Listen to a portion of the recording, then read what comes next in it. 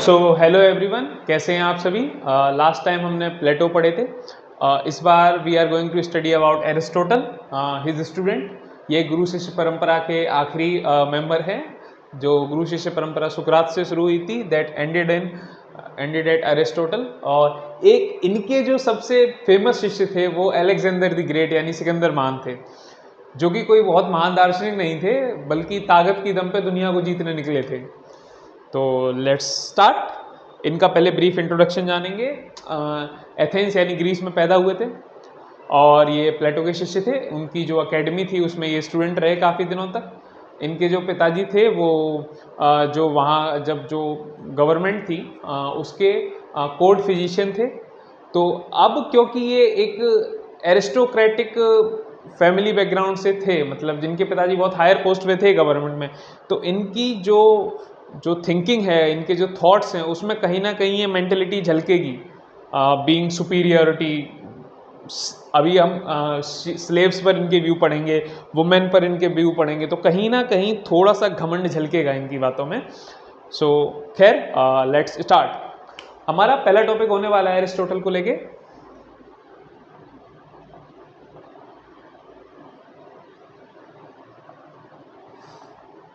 Critic of प्लेटो, अपने ही गुरु की बातों के अगेंस्ट जाना, उनका क्रिटिसिज्म, उनको क्रिटिसाइज करना। अच्छा, क्रिटिसाइज करने में प्रॉब्लम नहीं है, क्रिटिसिज्म तो होना चाहिए, healthy criticism is should always be there. लेकिन दिक्कत ये है कि प्लेटो जैसे महान दार्शनिक, जिसने अपने गुरु की सारी बातें अपने किताब में लिखी और ये कह के लिखी कि मेरा कुछ भी नहीं है इसमें से, मैं जो कुछ भी लिख रहा हूँ वो मेरी गुरु की देन है। उनके जो शिष्य हुए एरिस्टोटल, उन्होंने अपने शिष्य को, अपने गुरु को बहुत ही क्रूर तरीके से क्रिटिसाइज किया, मतलब हार्ड क्रिटिसिज्म जिसको बोलते हैं। हेल्दी क्रिटिसिज्म कह सकते हैं इसको, क्योंकि उनके व्यूज जो थे ऑब्वियस है बहुत अच्छे हैं। एरिस्टोटल के व्यूज महान दार्शनिकों में से एक हैं, ठीक है। लेकिन जो क्रिटिसिज्म है वो बहुत हार्श क्रिटिसिज्म करते थे वो। अभी आपको पता चलेगा। पहला क्रिटिसिज्म, फिलोसोफर किंग। प्लेटो के अकॉर्डिंग फिलोसोफर किंग का रूल बेस्ट रहता है। प्लेटो ने, जैसे कि हमने लास्ट वीडियो में पढ़ा था कि philosopher king should be there, the king should be a philosopher जो लॉ से अबव हो। एरिस्टोटल इस व्यू को क्रिटिसाइज करते हुए कहते हैं कि क्योंकि प्लेटो ने, जैसा कि लास्ट वीडियो में बताया था, कि एब्सोल्यूट पावर दी थी फिलोसोफर किंग को। तो एरिस्टोटल इसके अगेंस्ट जाके कहते हैं कि पावर करप्ट्स। स्टेटमेंट बहुत अच्छी है, power corrupts and absolute power corrupts absolutely. मतलब सत्ता करप्शन लाती है और सत्ता एकदम 100% है किसी के पास, तो करप्शन भी फिर 100% होगा। तो वो उन्होंने फिलोसोफर किंग को क्रिटिसाइज किया और उनके अकॉर्डिंग प्लेटो ने बोला था कि philosopher king is above the law. Aristotle के according law should be above everything, क्योंकि ये इसके करप्शन के चांसेस बहुत ज़्यादा हैं। दूसरा, फॉर्म वर्सेस मैटर डिबेट। प्लेटो के अकॉर्डिंग जो फॉर्म है वो मैटर से अलग है, वो एकदम अलग है। जो इंटेंजिबल वर्ल्ड है वो रियल वर्ल्ड से या विजिबल वर्ल्ड से एकदम अलग है। बट एरिस्टोटल के अकॉर्डिंग, या अरस्तु हिंदी में कहते हैं, अरस्तु के अकॉर्डिंग जो फॉर्म है वो मैटर में इनहेरेंट है। ये उसका एग्जांपल देके समझाते हैं कि कोई हमारे पास सीड है, इसमें पोटेंशियल है to become a plant, so the form is inherent in the seed, ठीक है। तो ये इस व्यू पे भी अगेंस्ट गए प्लेटो के। अगला जो क्रिटिसिज्म था वो कम्युनिटी ऑफ वाइफ्स को लेके और प्रॉपर्टी को लेके था। जैसा कि हमने लास्ट वीडियो में सीखा, community of wives and property, last video में हमने समझा कि Plato favours communism of wives, means आपस में जो जो जो रिलेशंस होंगे पति और पत्नी के, वो ऐसा नहीं होगा कि one boy is dedicated to one girl, it should be in community. Basically ये गार्जियन क्लास के लिए था, गार्जियन क्लास के लिए था, जो जो रूलर्स हैं बेसिकली, जो डिसीजन मेकर्स हैं, उनके लिए कंसेप्ट था। प्लेटो ने इसका रीजन दिया था कि अगर ये पर्सनल इनकी फैमिली होगी तो ये कंट्री से ज़्यादा फैमिली को फेवर करेंगे। विचार में कोई बुराई नहीं है, because Plato was the founder of philosophical idealism, जबकि ये जो हमारे एरिस्टोटल हैं ये रियलिस्ट हैं, ये रियल ग्राउंड्स पे बात ज़्यादा करते हैं। अब इन्होंने इस चीज़ को क्रिटिसाइज करते हुए कहा कि जैसे कि प्लेटो की सेइंग थी, तो जो अगर पर्सनल प्रॉपर्टी या फिर वाइफ नहीं होगी तो जो सारे बच्चे होंगे उनकी परवरिश अच्छे से की जाएगी, they all will be nurtured by the guardian class. But ऐसा नहीं है according to Aristotle. According to Aristotle कोई व्यक्ति है, दो पेरेंट्स हैं, इनका जो खुद का जो बच्चा होगा, जो इनका पर्सनल होगा, और सोसाइटी जो हमारी नॉर्मल सोसाइटी है ये ज़्यादा केयर करेंगे compare to the Plato's idea of society. These parents will care more. ठीक है, तो उनका कहना था कि जो पर्सनल जो गेन होता है हमारा, जो पर्सनल चीज़ें जो हमसे बिलोंग करती हैं, हम उनकी केयर ज़्यादा करते हैं as compare to community owned things. ठीक है, तो ये हुआ इनका क्रिटिसिज्म। अच्छा, अब ये प्राइवेट प्रॉपर्टी की बात आई गई है तो इसको थोड़ा और आगे बढ़ाते हैं। एरिस्टोटल क्या सोचते थे? एरिस्टोटल के अकॉर्डिंग प्राइवेट प्रॉपर्टी होनी चाहिए, नो डाउट, परंतु ये एक्सेस में नहीं होनी चाहिए। ये आप अभी हम पढ़ेंगे, ये बुद्धिज्म के जो मिडिल पाथ की जो फिलॉसफी है उससे कुछ कुछ मीन करती है इनकी गोल्डन मीन की फिलॉसफी, उससे कुछ कुछ मैच करती है इनकी गोल्डन मीन की philosophy. According to Aristotle property should not be in excess, और उस कम नहीं होनी चाहिए, it should be in between that. Means समझ ही रहे होंगे आप लोग, क्योंकि अगर एक्सिस में जाएगा तो प्रॉब्लम हो जाएगी। तो प्रॉपर्टी को लेके इनके ये व्यूज़ थे जो कि प्लेटो से बिल्कुल अलग थे। ओके, अच्छा, अब इनकी अगली आइडियोलॉजी जो है, अगला व्यू, थ्योरी ऑफ स्टेट, ये बड़ा ही इंटरेस्टिंग है। अच्छा, स्टेट क्यों बनाया होगा? आप लोग ने कभी सोचा इस बारे में कि स्टेट का निर्माण क्यों किया गया होगा? According to Aristotle, family is the natural institution. Where should I write? Family एक नेचुरल इंस्टीट्यूशन है जिससे हमारी बहुत बेसिक लेवल की डिमांड्स पूरी होती हैं। जैसे हम स्टार्टिंग में बच्चे थे तो हमें बड़ा करने की जिम्मेदारी हमारे पेरेंट्स की थी या फिर और फैमिली मेम्बर्स की थी, तो इससे हमारी बेसिक नीड्स पूरी होती हैं। अच्छा, अब हमारी नीड में फ्रेंडशिप भी ऐड होती है, तो फ्रेंडशिप वगैरह रहे, इसके लिए हमने फिर फैमिली से प्रोग्रेस करके विलेज बनाया ताकि हमारी और थोड़ी सी जो नीड्स हैं वो और पूरी हो सकें। अब जब विलेज में मतलब हमारी फ्रेंडशिप हुई, कम्युनिटी बनी जिससे प्रोडक्शन में हेल्प मिली और चीज़ें जो आपस में हुई, बट ये भी सफिशिएंट नहीं था, तो वी मेड द सिटी और society.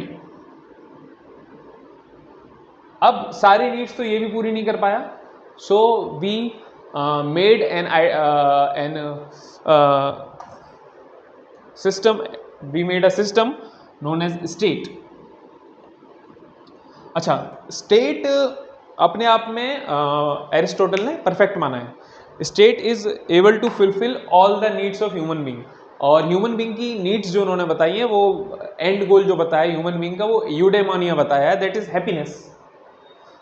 So state is able to fulfil all the needs of human being according to Aristotle.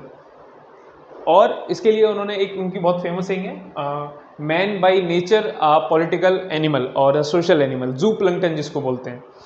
सो आप समझ ही रहे होंगे कि अब वो कह रहे हैं कि स्टेट ह्यूमन बींग की सारी नीड्स फुलफिल करने में सक्षम है। तो जो प्रायोरिटी है स्टेट की according to Aristotle, state is prior to man. इन्होंने जो सोफिस्ट व्यू है, according to sophist view state is an artificial identity, so man is prior to state according to sophism. But Plato goes against it. Plato says state is prior to man. अच्छा, ठीक है, state हमने बना लिया। How it should be regulated means form of government. इसको मैं मिटा देता हूं, एक second. How state should be regulated, let's start. Basically इसमें हम पढ़ेंगे फॉर्म ऑफ गवर्नमेंट।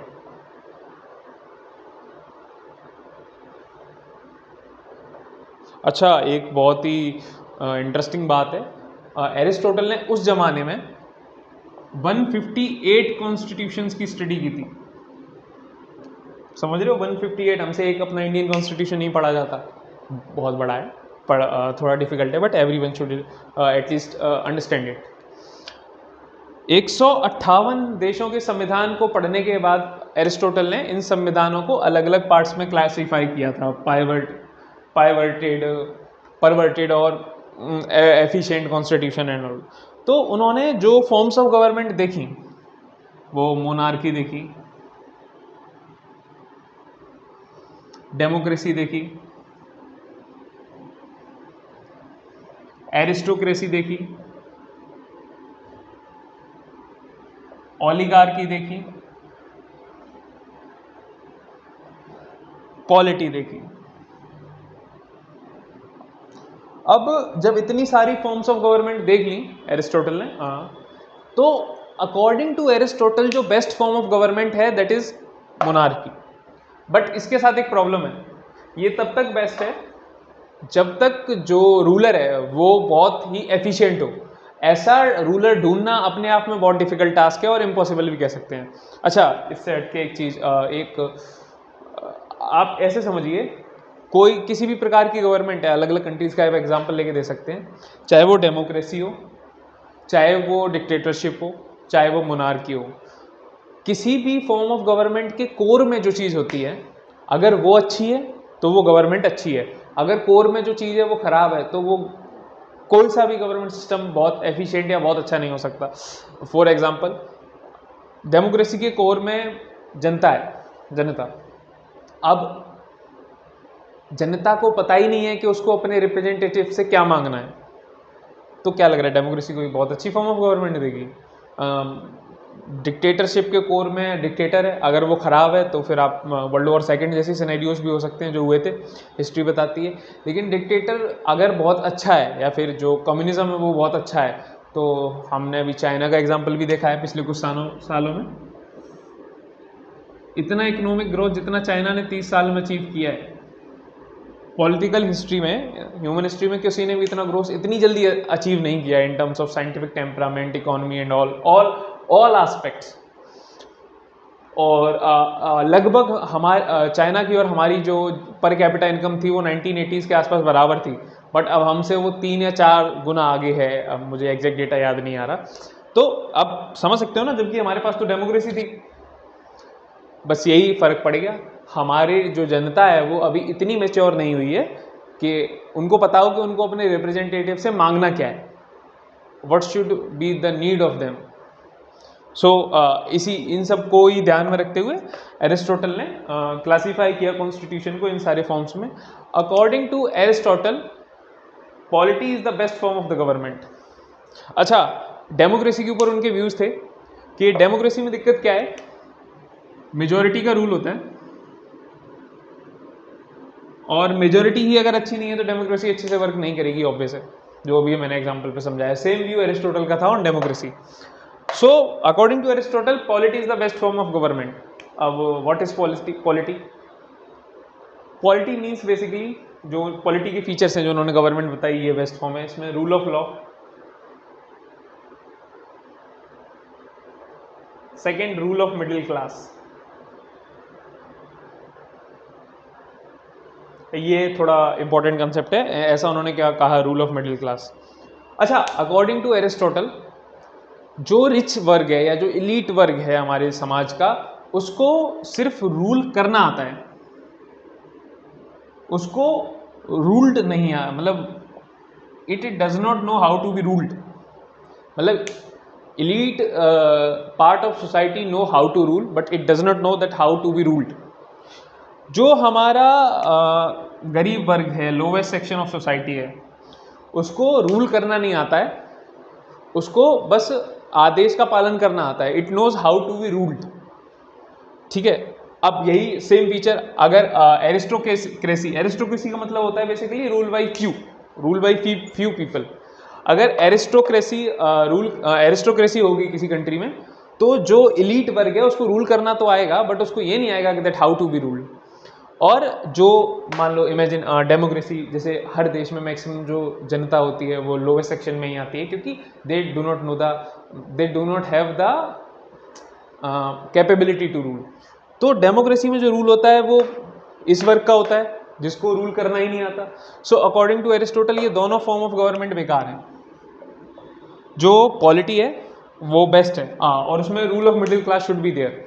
अब मिडिल क्लास क्यों? क्योंकि ये इकलौता ऐसा क्लास है जिसको रूल करना भी आता है and it know how to be ruled, it is capable of both the things. भाई गोल्डन मीन वाला तरीका, इधर एलीट, इधर अपने पुअर, और बीच में middle class, it know how to work in both the directions. So ठीक है, अब जो पॉलिटी में रूल होगा वो बहुत ही सुलझे हुए लोगों का रूल होगा। मतलब polity is the mid way between oligarchy and democracy. मतलब इलेक्टेड रिप्रेजेंटेटिव होंगे, बट उनको जो इलेक्ट करेंगे यानी जो सिटीजन्स होंगे, अभी सिटीजनशिप के कंसेप्ट पे भी आएंगे एरिस्टोटल के एरिस्टोटल किसको सिटीजन मानते हैं कंट्री का। स्लेव्स के बारे में भी पढ़ेंगे, तब आपको समझ आएगा इनका थोड़ा सा कहीं ना कहीं घमंड झलकता है ऑन स्लेवरी। तो जो ओलिगार्की और डेमोक्रेसी के बीच की फॉर्म है polity, and it is the best form of government. Rule of law, rule of middle class. ये जो मिडिल क्लास होगा it would be educated enough to know how to rule and how to be ruled. ठीक है, ये समझा हम लोगों ने कि ये मतलब पॉलिटी बेस्ट फॉर्म। आप इमेजिन करो कि ऐसी गवर्नमेंट जिसमें जो रूलर्स हैं उनको पता है कि रूल कैसे किया जाता है और रूल ऑफ लॉ है, मतलब मैच्योर रूलर्स हैं, तो ये ऑब्वियस है कि बेस्ट फॉर्म ऑफ गवर्नमेंट हो ही जाएगी अगर ये सारी कंडीशन सेटिस्फाई होती हैं। ठीक है। अब अच्छा, एक कंसेप्ट है प्लेटो का स्लेवरी के ऊपर, वो प्लेटो कह रहा हूँ, एरिस्टोटल के व्यूज़ हैं स्लेवरी के ऊपर। ये मैं इसलिए बता रहा हूँ क्योंकि ये जो पॉलिटी जो फॉर्म ऑफ गवर्नमेंट है स्टेट में, उसमें जो सिटीजनशिप मिलेगी वो किस किस को मिलेगी वो बहुत हद तक इस कंसेप्ट पे भी डिपेंड करता है। यहाँ पे इनकी एरिस्टोक्रेटिक माइंडसेट भी झलकेगा एरिस्टोटल का। According to Aristotle slavery is natural, it is a natural institution. ऐसे समझिए, इन्होंने ऐसे समझाया है कि कुछ लोग ऐसे होते हैं, इसमें इन्होंने इस तरीके से बताया है कि स्लेव्स का भी फायदा है अगर वो स्लेव हैं तो, कि कुछ लोग ऐसे होते हैं जिनका माइंड बहुत ज़्यादा अच्छे डिसीजन ले सकता है हर स्टेट में, और कुछ लोग ऐसे होते हैं जो दिमागी तौर पे उतने सक्षम नहीं होते कि बड़े बड़े डिसीजंस ले सकें। वो बस शारीरिक काम कर सकते हैं, जो बेसिक काम है वो कर सकते हैं। So according to Aristotle slavery should be there. जो लोग बेसिक काम कर सकते हैं वो हेल्प करें उन कैपेबल डिसीजन मेकर्स की, उनके जो बेसिक काम है उनको निपटाएं ताकि वो अपना दिमाग पूरा अपने काम में लगा सकें। ठीक है, तो उनके हिसाब से स्लेवरी शुड बी देयर। क्यों? और इसमें दोनों का फायदा है, क्योंकि इस व्यक्ति के पास जो स्लेव है इसके पास इतना दिमाग है नहीं कि वो डिसीजन ले सके, तो ये उनके ऑर्डर फॉलो करेगा, इसमें इसका भी फायदा होगा, क्योंकि वो जो डिसीजन लेंगे वो इसकी भलाई के लिए भी डिसीजन लेंगे। कहीं ना कहीं ये थोड़ा बहुत कास्ट सिस्टम से मिल नहीं रहा इंडिया के, कमेंट में बताइएगा अगर आपको लगता है कि कास्ट सिस्टम से मिलता है कि नहीं। ठीक है, तो स्लेवरी के ऊपर इनके ये व्यूज थे। अब कौन स्लेव होना चाहिए इनके स्टेट में? सो अकॉर्डिंग टू एरिस्टोटल जो ग्रीक पीपल हैं वो स्लेव नहीं हो सकते। जो प्रिजनर ऑफ वॉर है वो स्लेव कुछ ही कंडीशंस में हो सकता है। जो स्लेव है ज़रूरी नहीं है, अरिस्टोटल इस चीज़ के बिल्कुल अगेंस्ट थे कि उसका बच्चा भी स्लेव हो। मतलब ये इस चीज़ के अगेंस्ट है कि ये हेरिडेटरी नहीं होना चाहिए मामला स्लेवरी का। ठीक है। अच्छा, ये जो स्लेव्स थे ना, they should not be the citizen of the country, they are not the citizens of the country, of the state. Slave के अलावा जो सिटीजनशिप का कॉन्सेप्ट है उसमें वुमेन भी नहीं है, they can't be citizen of the country. अब फेमिनिस्ट विल, ये तो बहुत ही मतलब समझने वाली बात है कि फेमिनिस्ट तो इनको, ये ऑब्वियस बात है कि feminist will criticise Aristotle on this, I too criticise him for this. मतलब सभी हम सब क्रिटिसाइज करेंगे कि वाई ये जेंडर बायसनेस क्यों, ये तो बाई बर्थ ही दे दी ना आपने सिटीजनशिप के, आप किसी लायक है नहीं बाई बर्थ। ठीक है, इसके अलावा जो यंग वंस हैं, जो बेसिकली चिल्ड्रन हैं, दे should not be the member the citizen of the state. Young ones या फिर ओल्ड वंस, ये दोनों ही सिटीजनशिप में नहीं आएंगे, इन दोनों के पास ही सिटीजनशिप नहीं होगी स्टेट की। तो अब सिटीजन बचा कौन है अकॉर्डिंग टू एरिस्टोटल? जो इतना कैपेबल हो और जो डिसीजन मेकिंग में पार्टिसिपेट कर रहा हो, वेदर जुडिशियल और executive, he should be the citizen of the state. ठीक है। अच्छा, ये जो सिटीजनशिप पे व्यूज़ पढ़ने के बाद और स्लेवरी पे व्यू पढ़ने के बाद कहीं ना कहीं थोड़ा बहुत राजसी जो मानसिकता है वो नहीं झलक रही है एरिस्टोटल की, कि ऐसी फैमिली में पैदा हुए जो ऑलरेडी बहुत मतलब अच्छी थी फाइनेंशियल लेवल पे और इकोनॉमिक मतलब अथॉरिटी के स्तर पे बहुत ही ऊपर थी। ये व्यूज़ इनके साफ साफ झलक रहे हैं स्लेवरी को लेके और ये सिटीजनशिप को लेके। खैर, इनका अगला जो टॉपिक होने वाला है जो हम एरिस्टोटल पे पढ़ेंगे वो जस्टिस पर पढ़ेंगे। What is justice according to Aristotle. So इसको मिटा देता हूं मैं। हाँ, अब पढ़ते हैं। We will start with the theory of justice. We will continue with the theory of justice. According to Aristotle there are basically two types of justice. One is distributive justice and another is corrective justice. Distributive justice में क्या होता है कि merit based है, लिख के समझाता हूँ।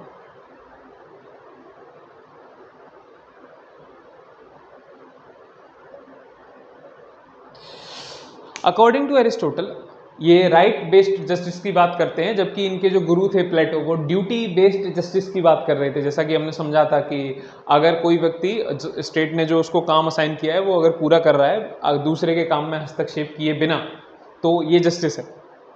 somebody is doing his duty without meddling into others is justice according to Plato. तो this justice is known as duty based justice. But Aristotle इसके विपरीत जाते हैं, राइट बेस्ड जस्टिस के ऊपर बात करते हैं कि जिस व्यक्ति ने जो भी काम किया है उस काम के आधार पर उसको प्राइज मिलना चाहिए। उसको इकोनॉमिक्स टर्म्स में प्राइज हो, चाहे वो मतलब मॉनिटरी टर्म्स में हो या किसी भी टर्म्स में, he should get the reward for what work he has does according to his capability. ये प्रॉपर मेरिट बेस्ड है, इसमें कोई इक्वलिटी के हार्ड कोर इक्वलिटी नहीं है। अच्छा, इक्वलिटी के ऊपर एक एरिस्टोटल का व्यू है कि treating sometime all equal brings inequality. एक बेसिक एग्जांपल है, अगर आप सबको इक्वली ट्रीट करेंगे तो क्या होगा। एक हाइपोथेटिकल सिचुएशन, कोई बहुत ही अमीर व्यक्ति है और एक गरीब व्यक्ति है, ठीक है। इन दोनों ने लेट से एक्सीडेंट किया, कुछ भी किया, कोर्ट ने अमीर व्यक्ति पे 5 लाख रुपए का फाइन लगाया और अब इक्वलिटी, एकदम परफेक्ट इक्वलिटी की बात कर रहा हूं, तो इस पे भी 5 लाख रुपए का फाइन लगेगा, गरीब पर भी। आपको क्या लगता है, ये सबको इक्वल ट्रीट किया तो ये जो रिजल्ट आएगा वो भी इक्वल आएगा, मतलब इक्वलिटी से एनहेंस हुई, इक्वलिटी और इंक्रीज हो जाएगी, ये तो अफोर्ड कर पाएगा, ये पता लगे इसका सब कुछ बिक जाए इतने में। तो ये स्टेटमेंट कहीं ना कहीं आज भी बहुत रेलिवेंट है कि treatment of unequals as equal sometimes bring more inequality. ठीक है, तो जो जस्टिस की बात है वो डिस्ट्रीब्यूटिव जस्टिस में यही है कि जो व्यक्ति जितना काम करे उसको उसके अनुसार रिवॉर्ड मिले। ठीक है, अब दूसरा जस्टिस है करेक्टिव जस्टिस। ये प्राइवेट टर्म्स में बेसिकली करेक्टिव जस्टिस के अगर कुछ इनकरेक्टनेस हुई है सोसाइटी में उसको करेक्ट किया जाए। फॉर एग्जांपल, जैसे क्राइम हुआ है उसके लिए पनिशमेंट मिले, this is corrective justice. Basically ये यही दो टाइप्स के जस्टिस हैं इन प्लेटो, इन एरिस्टोटल, सॉरी। अगला टॉपिक हमारा होने वाला है हैप्पीनेस इन इंडिविजुअल।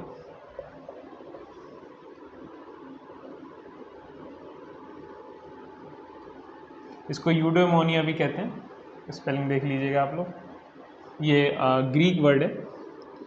ठीक, according to Aristotle happiness basically 3 criteria से एक इंडिविजुअल की लाइफ में आ सकती है। पहला क्राइटेरिया, पहली चीज़ है एक्सटर्नल मीन्स, दूसरी वर्च्यू, तीसरी हाईएस्ट ह्यूमन एक्टिविटी, जिसको हम टेलोस भी बोलते हैं। अकॉर्डिंग टू एरिस्टोटल जो हैप्पीनेस है वो बेसिकली 3 कैटेगरी से आती है, जैसा कि मैंने आपको बताया। पहली है हाईएस्ट ह्यूमन एक्टिविटी। इसका मतलब है टेलोस। टेलोस का मतलब होता है, ग्रीक वर्ड है एंड गोल, कि human an individual should know its end goal. Means कि हमें क्या अचीव करना है, it should be known to everyone. Second is virtue. Virtue means knowledge in working. ये बेसिकली सुकरात की सेइंग है जो मैंने बोली है। वर्च्यू 2 तरीके के उन्होंने बताए हैं, एक एथिकल और एक मैं देख लेता हूँ मैं एग्जैक्टली स्पेलिंग क्या थी, एक है इंटेलेक्चुअल। उसके बाद आता है external means. External means here refers to wealth, friendship, family. ये एक सर्टेन अमाउंट में अचीव हो, जैसा कि मैंने आपको वीडियो के स्टार्टिंग में बताया, गोल्डन मीन, मतलब एक्सिस में नहीं होना चाहिए और बिल्कुल कम भी नहीं होना चाहिए, according to Plato, according to Aristotle. So these are the basic tenets जिनसे कि हम हैप्पीनेस अचीव कर सकते हैं, जो हमारा end goal according to Aristotle, happiness और टेलोस यूडेमोनिया। अब ये तीनों गोल्स अचीव करवाने के लिए state should be there according to Aristotle. State इसीलिए चाहिए ताकि ये तीनों चीज़ें अचीव फुलफिल हर तरीके से हो सकें। बाकी जो इंस्टीट्यूशन है, फैमिली, विलेज, सिटी या सोसाइटी, ये कहीं ना कहीं उतने सक्षम नहीं है कि ये सारी चीज़ें अचीव करवा सकें। सो अब इनके बारे में जो लास्ट टॉपिक है, जो कि शायद सबसे इम्पॉर्टेंट है इनकी पूरी थ्योरी में, मतलब मेरे अकॉर्डिंग जो मेरा फेवरेट रहा, वो मैं एक सेकंड लिखता हूँ, वो पॉलिटिकल इंस्टेबिलिटी या फिर views on revolution.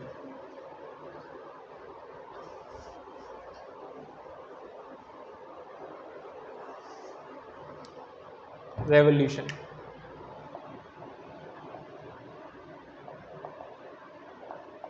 Political instability.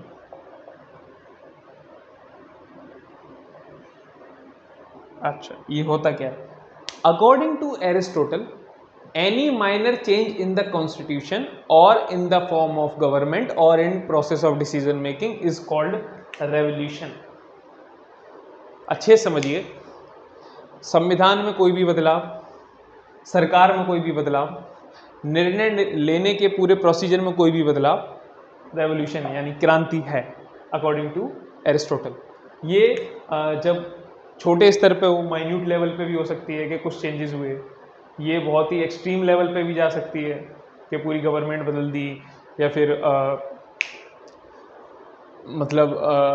Government की फॉर्म चेंज कर दी, डिसीजन मेकिंग का पूरा प्रोसेस बदल दिया, जो ताकत है वो ख़त्म कर दी किसी एक ऑर्गन की, गवर्नमेंट की किसी एक ऑर्गन की। ठीक है, रेवोल्यूशन के 2 तरीके के कॉज होते हैं, एक है जनरल कॉज, एक है साइकोलॉजिकल कॉज। ये बेसिकली माइंडसेट है लोगों का, ये पहले बता देता हूँ कि जैसे फॉर एग्जांपल रूल बदलना, लाइक कैसे mindset of the people, like मैं गवर्नमेंट में आना चाहता हूँ, जो करंट गवर्नमेंट है, कोई एक पार्टी जो रूल कर रही है उसके बिहाफ पे मैं अपनी पार्टी लाना चाहता हूँ एज अ रूलर, उसको रिप्लेस करके। तो this is psychological mindset, psychological cause basically. अब जनरल कॉजेज की बात करते हैं जो ज़्यादा इंपॉर्टेंट है। किसी देश में रेवोल्यूशन कब आता है? जो मैक्सिमम कंट्रीज होते हैं उनमें रेवोल्यूशन का रीज़न क्या होता है? जब किसी देश में number of rich, number of rich तो नहीं कहना चाहिए, बेसिकली इनकम इनइक्वालिटी, मतलब जो रिच है वो बहुत ज़्यादा रिच हो जाए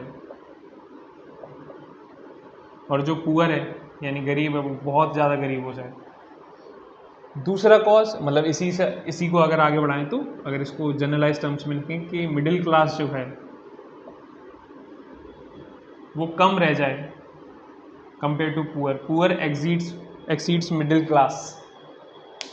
एक हमारे पास एग्जांपल है, हमारा पड़ोसी देश है पाकिस्तान, दिस कंडीशन, एरिस्टोटल ने बहुत पहले बता दी थी, अगर ऐसा कुछ होगा तो रेवोल्यूशन इज इनएविटेबल, अगर ऐसी सिचुएशंस बन रही हैं, ठीक है। और इसके और भी बहुत सारे कॉजेज हैं कि डिसीजन मेकिंग बहुत ही बेकार हो जाए, मतलब किसी एक पर्टिकुलर के फेवर में हो जाए, जैसे रिच के फेवर में डिसीजन मेकिंग। अब बहुत सारी गवर्नमेंट, हमारी जो वर्तमान सरकार है उस पर ये आरोप लगता रहा है कि वो किन्हीं जो बिजनेसमैन के नाम लिए जाते हैं 2 या 3 के, कि इनके फेवर में काम करती है। अब अच्छा, ऐसे आरोप लगते रहे हैं, तो मेरा व्यक्तिगत मत ये है कि जांच होनी चाहिए। तो अगर ऐसी कोई सिचुएशन बनती है कि गवर्नमेंट जो है वो किसी एक को फेवर करने लग जाए, तो रेवोल्यूशन होता है, चेंजेस होते हैं, क्रांति आएगी, अगर ऐसा कुछ बहुत एक्सेस में होगा। अच्छा, क्रांति आपने देखा कि पॉवर्टी, हंगर, ये सब की वजह से क्रांति आती है। इसको रोकने का तरीका भी एरिस्टोटल ने बताया है। रेमेडी जी बेसिकली जिसको बोलते हैं, आपको रेवोल्यूशन कैसे रोकना है as a government, as a ruler, as a form of government, as a decision maker. पहला जो ऑफिस है, it should be hold by deserving people. मतलब अगर ऑफिस होल्ड करने के लायक है, he should hold the office. Undeserving लोग अगर ऑफिस होल्ड करेंगे तो वो बहुत ही बेकार डिसीजंस लेंगे। Second, no private use of government property.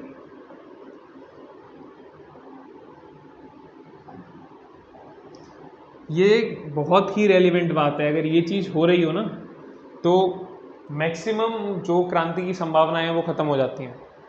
आप ऐसे समझिए, कितनी सही बात है कि अगर जो डिसीजन मेकर्स हैं वो ऐसे हैं कि वो प्राइवेट पर्पस के लिए गवर्नमेंट प्रॉपर्टी जैसे कि मनी, लैंड, ये सब यूज़ नहीं कर रहे, तो करप्शन होगा ही नहीं। अगर ऐसे लोग डिसीजन मेकर्स हैं तो फिर रेवोल्यूशन की नीड ही नहीं है। ऑब्वियस है कि वो सारा जो रिसोर्स है वो लोगों के वेलफेयर के लिए खर्च हो रहा होगा।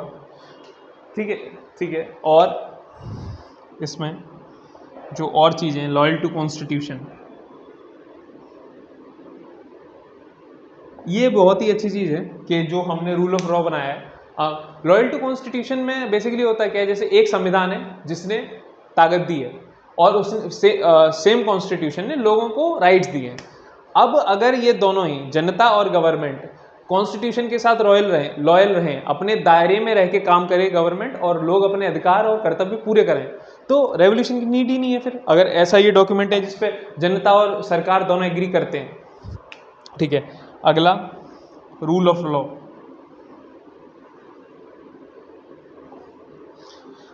ये तो समझ आ गया होगा, लॉयल्टी टू द कॉन्स्टिट्यूशन से ही रूल ऑफ लॉ आएगा, कि अगर जो लॉ है उसका ही रूल है, किसी इंडिविजुअल अपने बिल पे डिसीजन नहीं ले रहा कि रात को सपना आया उसको और सुबह उसने अप्लाई कर दिया कि नहीं अब ये प्रोसीजर फॉलो होगा। प्रॉपर रूल जो है वो लॉ बेस्ड ही फॉलो होना चाहिए, तो रेवोल्यूशन इनएविटेबल, मतलब रेवोल्यूशन कुड बी अवॉइडेड। ठीक है, एक और चीज, last one, monopoly of over power.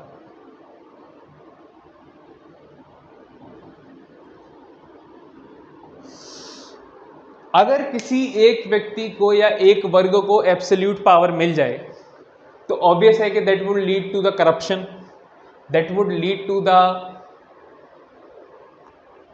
This type of situation जो जनरल कॉज में आती है। तो अगर पावर पर मोनोपोली ना हो तो रेवोल्यूशन कुड बी अवॉइडेड। ये थी पूरी थ्योरी एरिस्टोटल की। इसके अलावा भी उनके बहुत सारे व्यूज हैं, वी विल स्टडी कभी अगर समझना डिटेल में। पॉलिटिकल साइंस के लिए यही रेलिवेंस है। अब एक छोटा सा इनका क्रिटिक पढ़ लेते हैं। जो मार्क्सिस्ट लोग हैं, कार्ल मार्क्स वगैरह, वो इनको क्रिटिसाइज करते हैं। अकॉर्डिंग मार्क्सिज्म हम डिटेल में पढ़ेंगे, कार्ल मार्क्स जब पढ़ेंगे, कि according to Marx revolution is inevitable. उनके रीजन रेवोल्यूशन के अलग हैं, वर्किंग क्लास स्ट्रगल बेसिकली। तो we will study about that in later. तब तक के लिए थैंक यू। अगले वीडियो के लिए all the best to me, bye bye.